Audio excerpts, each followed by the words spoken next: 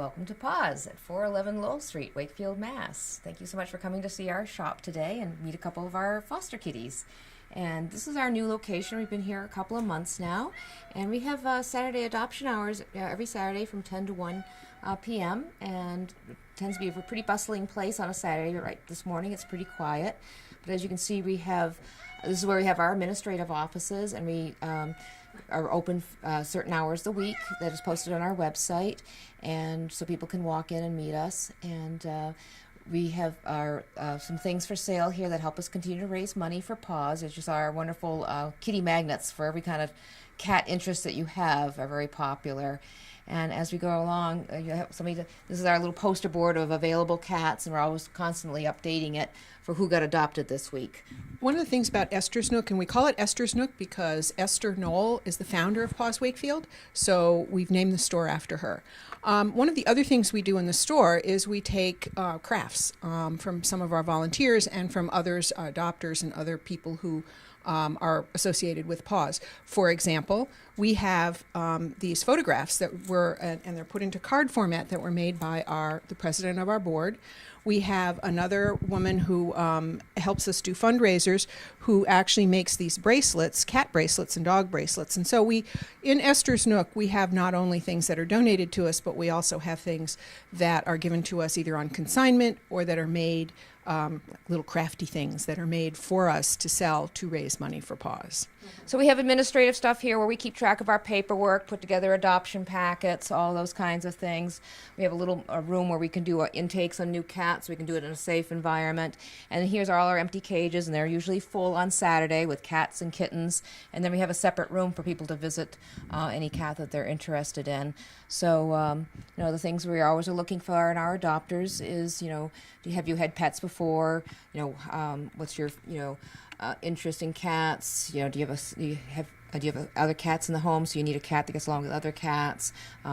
We're interested in knowing, what kind of vet care you've done, that kind of thing. And we just want to make sure that we can make a good match for you, for your family, as all our cats are home fostered. So we really get to know our cats really well, and we try to work very hard to make a good match so that the cat's happy, you're happy, and then we are less, chance of anybody coming back again. And then we're free to, keep on getting new cats because the supply never seems to end.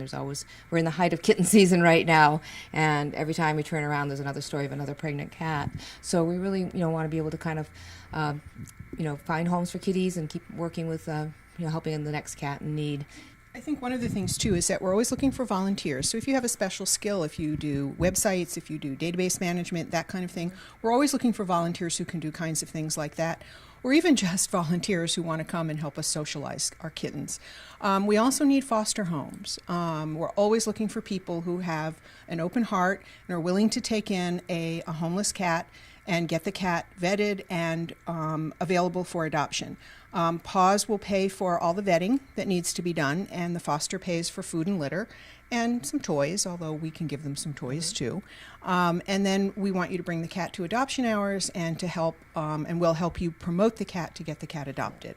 So if you have a home where you think you can take a foster cat, please contact us. Or if you want to volunteer for PAWS, contact us again. Since May or June, we started moving our adoption hours here. We used to meet every Saturday for years at the Wakefield Animal Hospital, and we were very indebted for them to provide us space. But it's a little easier for people to be able to park here, come in off the street, and meet all the cats. So there's less issues with having to do steep stairs and things like that. So it just makes us more visible, and we're getting more people coming in just during the day to visit us that are shopping here at the plaza. And we're always welcome visitors, and because even if there's no cats here, you can always visit the Nook and everything else. So we're very, very happy with this space. It's really helping us out, and we're looking forward to getting more acclimated to it and developing new ideas of how we can use the space better. So over here we have Greenie, and he was kind of my surprise lucky catch of the morning as I was trying to figure out which cats I was going to bring down to talk about today. And I'm so glad Greenie is here because he is a really pretty special cat. And we got a call about this time last year, back in July, of a woman in the Greenwood area who found this cat sleeping on her lawn furniture for about 3 weeks, and he wanted to play with her cat in the worst way. And she found out he was been outside for maybe 3 to 5 years, being fed kind of by the neighborhood. So she got him in the house and gave me a call, and I got him. And he was, big lanky cat, and but he was, kind of scruffy and terribly, terribly scared. So we test all our kitties, and even though he had been outside for a long time, we found out he was neutered, and his ear is not tipped. And tipped ear is sort of the universal sign of a cat that's been trapped, neutered, and released. So they've been neutered and let go into the wild again. So he was never ear tipped. So he was somebody's cat, fending for himself, and he's come so far in a year to be kind of back to being a house cat. And what's interesting, he's never gone near my door since he's been in. Hangs out in the window, loves everything, but he will never even go near the door to go outside. So I would say he'd be great for a family that would continue working with a shy kitty who loves attention, who would be a great buddy for a low-key cat, and could give him what he really needs. And one of the things we found out when we tested him is that his thyroid levels were a little high. So I have to give him a pill, which is not an expensive medication, and I pop it in a pill pocket every day. And I give him the pill, and he's happy as a clam, and then I give him his dinner. So once he eats his pill, he gets the rest of his meal. And he's a real good trooper about that. So I can't say enough good things about Greenie here.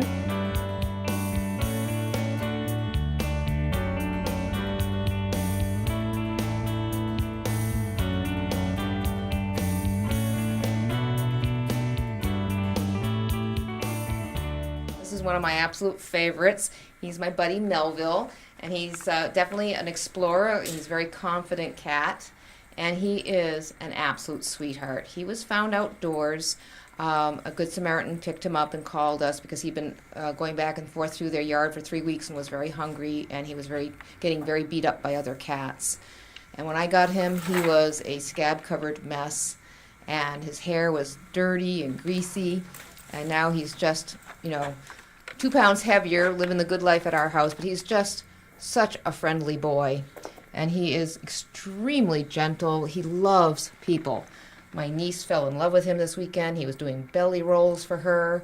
And, when he wakes me up in the morning, he just pats me with his paw. And I would really trust him with anybody with young kids and what have you. His biggest requirement is he needs to be a solo cat. But he's wonderful, wonderful, wonderful with people.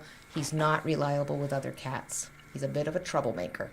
So he, like all PAWS kitties, he came in, he got his spay and spa day, as I call it, and he got neutered, got his nails clipped, and got tested and got his shot. So he's all good and ready to go. He lets me clip his claws, no problem. He's just so easy to handle. He loves to eat. He likes to play, but he's not wild or crazy. He just loves to hang out with people, and like I said, he loves his belly rubs. And I can't think of a better kitty to recommend to anybody.